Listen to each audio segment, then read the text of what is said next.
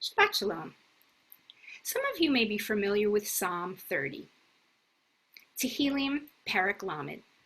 It has the superscript Mizmor Shir Hanukkah Habayit LeDavid. A song for the dedication of the house to David, or of David, the Psalm of David, written by David. So in Psalm 30, David realizes that God was the one who enabled him to rise up from the depths of despair. He says, Hashem, ha'elita min sha'ol nafshi, chiyitani miyor dibor.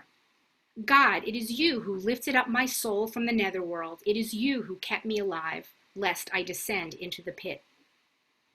In this week's Torah reading, Parashat Fayeshev, Yosef was in a pit, literally and metaphorically. He was betrayed by his jealous older brothers, lowered into a pit, cast into the depths of slavery, and thrown into an Egyptian prison. Parashat Fayeshev is the beginning of the Yosef Saga. It begins with two dreams that Yosef has and then shares with his father and his brothers. And both dreams convey that Yosef will have supremacy over his brothers one day. So, as you can well imagine, they were jealous, and this got Yosef in a lot of trouble. Later on in the Parsha, there are two more dreams. The dreams of the butler and the baker.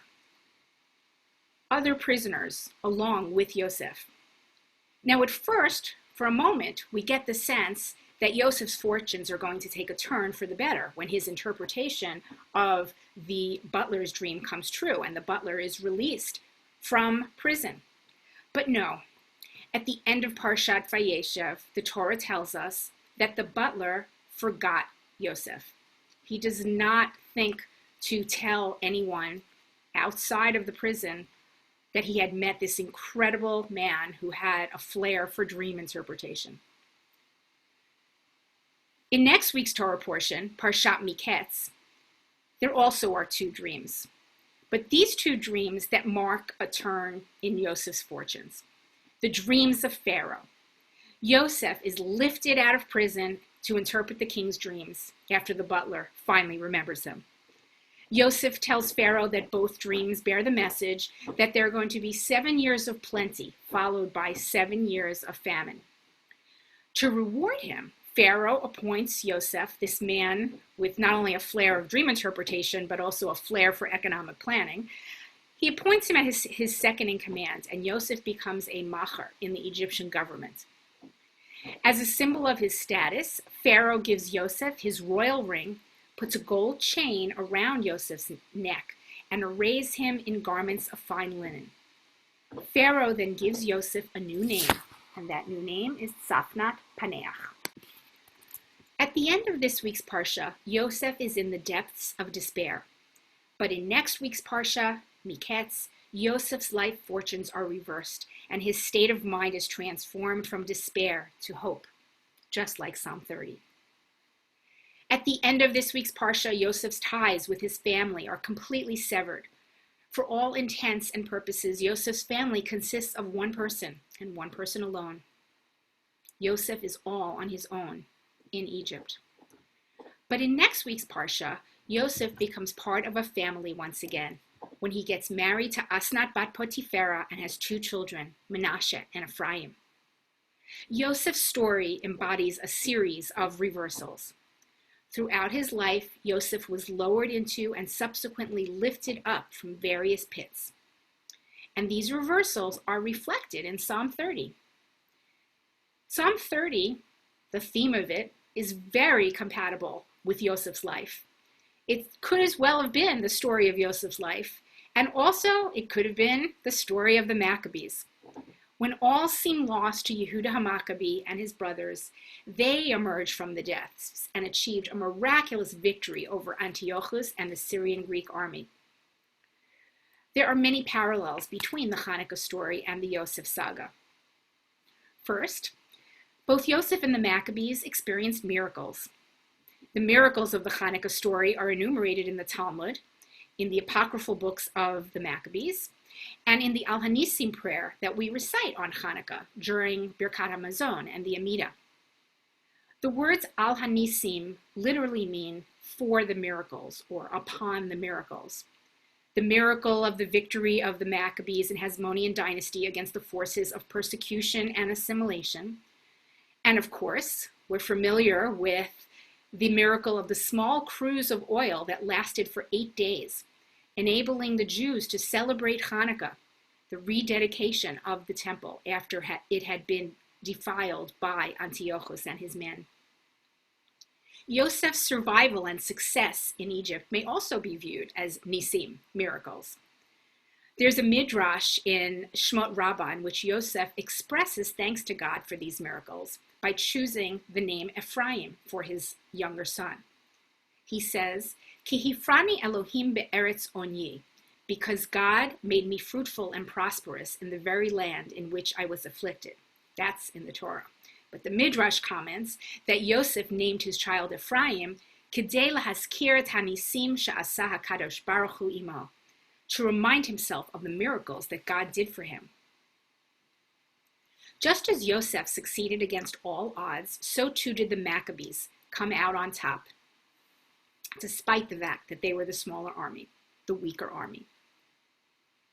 A third parallel. In Parashat VaYeshev, Yosef dreamed of his brothers' sheaves of wheat bowing down to his sheaf of wheat. Yosef's dream comes true when his brothers bow before him in Egypt.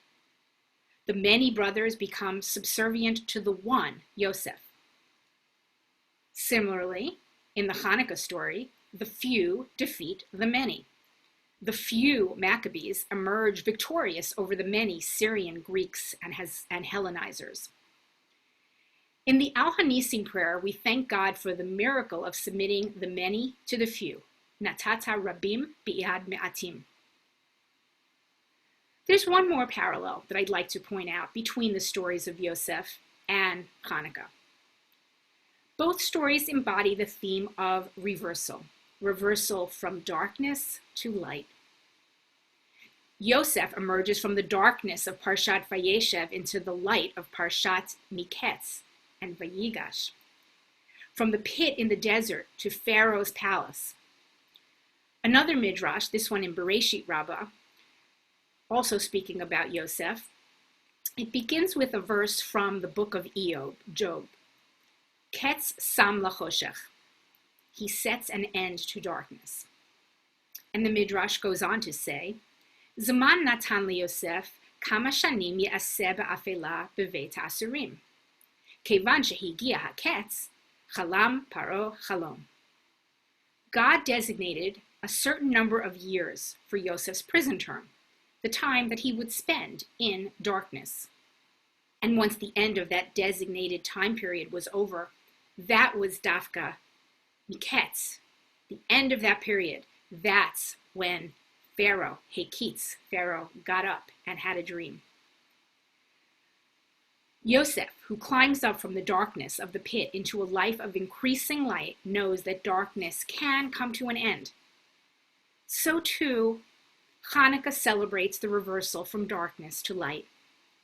On a literal level, the darkness in the Beit HaMikdash was illuminated for 8 days by the light from one small little cruse of oil. Metaphorically, the darkness of the Jewish people was illuminated when the Maccabees defeated Antiochus and his army. The holiday of Hanukkah reminds us that we must not sit around and wait for darkness to turn into light on its own. We have to bring whatever light we have, whatever faith we have, into the dark places that sometimes surround us. And this year in particular, Hanukkah feels especially dark because of the pandemic. If we do, in this time of darkness, bring our own light, if we bring whatever light we have into the world, it actually may last well beyond 8 days.